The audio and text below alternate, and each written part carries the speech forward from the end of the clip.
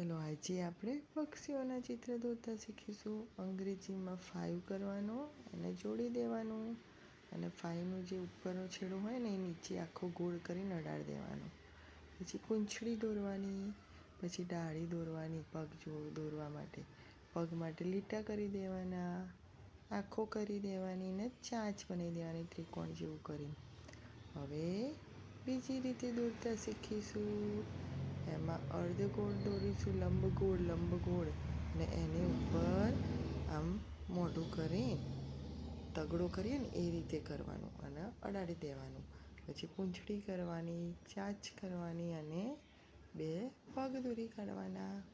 પછી ચોકડી પાડીએ ને આપણે એ રીતે ચોકડી પાડવાની અને ચોકડી પાડ્યા પછી અર્ધગોળ કરી જોઈન્ટ કરી દેવાનું, એની અંદર અર્ધગોળ. પછી એની ઉપર મોઢું બનાવવા માટે 2 ગોળ કરવાના 2 બાજુ, એની અંદર આંખ અને પછી એમ જેવો ખૂણો કરીને ચાંચ. પછી એના પૂંછડીઓ કરવાની અને પગ કરવાના. હવે ચોથી રીતે દોરતા શીખીશું. દિલ દોરતા આવડે છે ને બધાને? દિલ દોરવાનું.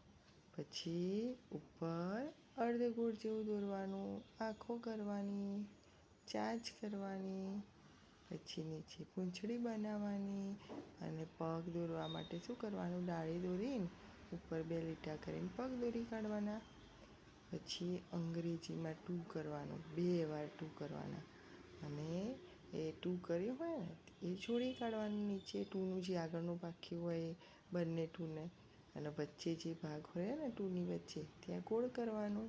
પછી ચાંચ કરવાની અને નીચે એના